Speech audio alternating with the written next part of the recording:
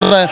ये त्रिशूल हमारी रक्षा सुरक्षा के लिए, किसी को डराने के लिए नहीं है। डराने के लिए तो हमारे हाथों में दम बहुत है, पटकी दे दे के मारे। आप तो पहलवान हो, सारे पहलवान थोड़ी होते हैं। अरे हम पहलवान बनाएंगे सबको। जो बजरंग दल में होता है ना, वो छोटा बच्चा भी और बड़ा बच्चा भी सभी पहलवान होता है। ये हमारे अंदर भाव जागृत करता है सुरक्षा का, तो हम इसको धारण कर रहे हैं। हमारा कोई भी देवी देवता आप ऐसा बता दो जिसके हाथों में शस्त्र ना हो, तो फिर हम शस्त्र धारण क्यों ना करें।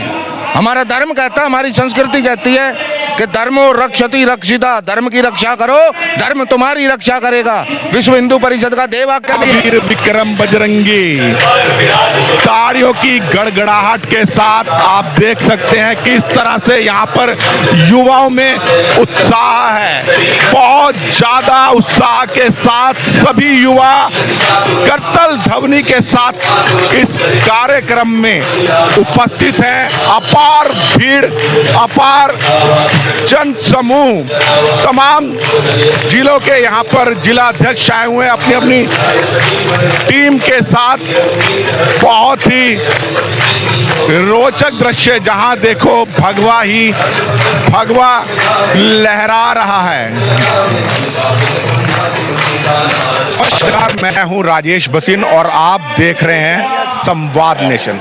इस वक्त मैं खड़ा हूं पहाड़गंज के नूतन मराठी स्कूल में, और जैसा कि आप सबको विदित है, आज यहाँ पर विश्व हिंदू परिषद एवं बजरंग दल का त्रिशूल दीक्षा समारोह चल रहा है। और तमाम आप देख सकते हैं, आप पीछे दिखाइए, यहाँ पर तमाम जो ये भीड़ है बजरंगियों की है। यहाँ पर तमाम ये बजरंग दल के योद्धा युवा त्रिशूल दीक्षा के लिए आए हुए हैं। त्रिशूल हमारी धार्मिक आस्था का प्रतीक है। त्रिशूल धारण इसलिए नहीं किसी पे आघात करना है, अपने परिवार की, अपने राष्ट्र की सुरक्षा के लिए और अपनी आत्मरक्षा के लिए ये लोग त्रिशूल धारण कर रहे हैं। मेरे साथ गणमान्य अतिथि खड़े हैं।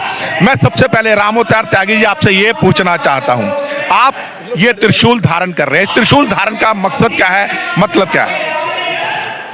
अपने धर्म और अपने राष्ट्र की रक्षा, अपनी संस्कृति की रक्षा, अपनी बहन बेटियों की रक्षा, गौ माता की रक्षा। देखिए, बजरंग दल का ध्येय वाक्य है सेवा, सुरक्षा और संस्कार। और बजरंग दल का प्रत्येक बजरंगी इन तीनों ध्येय वाक्यों के पथ के ऊपर चल करके अपने राष्ट्र, अपने धर्म और अपनी संस्कृति की रक्षा करने की प्रतिज्ञा आज इस त्रिशूल दीक्षा समारोह में कर रहा है। रामोत्तार जी, मैं आपसे एक पूछना चाहता हूं, जैसे आप त्रिशूल धारण कर रहे हैं, आवेशवश, भूलवश अगर आपसे इसका दुरुपयोग हो गया, मिसयूज हो गया, उस स्थिति में आप क्या करेंगे? यदि आप ऐसा ही सोच करके चलेंगे तो देश में तो न्यूक्लियर बम भी रखा है। यदि उसका किसी ने मिसयूज कर दिया, न्यूक्लियर बम तो आर्मी के हाथ में है और उसके बगैर परमिशन के चल नहीं सकता। मैंने कहा आवेश में अगर आपसे चल जाए। भाई साहब, ये सुरक्षा के लिए है, ये हमारे धर्म का प्रतीक है, हमारी संस्कृति का प्रतीक है।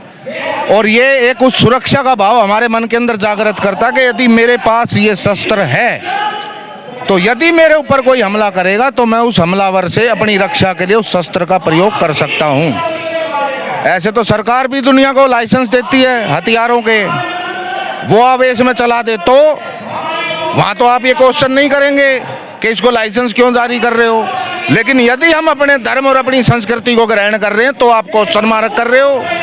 नहीं, मैं क्वेश्चन नहीं कर रहा हूं, सिर्फ मैंने भाई साहब, क्वेश्चन है सीधा सीधा आपका, आपने किया भी क्वेश्चन कि यदि किसी ने आवेश में चला दिया तो। आवेश में तो दुनिया क्या नहीं कर रही। भारत में हर रोज कितने केस दर्ज हो रहे हैं, कितने ही केस दर्ज हो रहे हैं, क्या हो रहा है उनमें, उनमें कौन आवेश में चला रहा है। लेकिन मैंने जैसा आपको कहा कि ये प्रतीक है हमारे धर्म का, हमारी संस्कृति का, ये हमारे अंदर भाव जागृत करता है सुरक्षा का, तो हम इसको धारण कर रहे हैं। हमारा कोई भी देवी देवता आप ऐसा बता दो जिसके हाथों में शस्त्र ना हो, तो फिर हम शस्त्र धारण क्यों ना करें। हमारा धर्म कहता है, हमारी संस्कृति कहती है कि धर्मो रक्षति रक्षिता, धर्म की रक्षा करो, धर्म तुम्हारी रक्षा करेगा। विश्व हिंदू परिषद का ध्येय वाक्य भी है। और मैं आपकी जानकारी के लिए बता दूं, दुनिया की जो सबसे खतरनाक इंटेलिजेंस एजेंसियां जो मानी जाती हैं, उनमें एक भारत की भी है, रो का भी ध्येय वाक्य यही है, धर्मो रक्षति रक्षिता, धर्म की रक्षा करो, धर्म तुम्हारी रक्षा करेगा। लेकिन शस्त्र ही नहीं होगा तो रक्षा किससे करोगे। यानी आप धर्म की रक्षा के लिए त्रिशूल धारण कर रहे हैं। मेरे साथ जगबीर गौड़ जी खड़े हैं, गौ रक्षा प्रमुख। जगबीर गौड़ जी के लिए आप क्या कहना चाहेंगे? देखिए, ये तो आज बहुत देर हुआ है, बहुत पहले होना चाहिए था ये।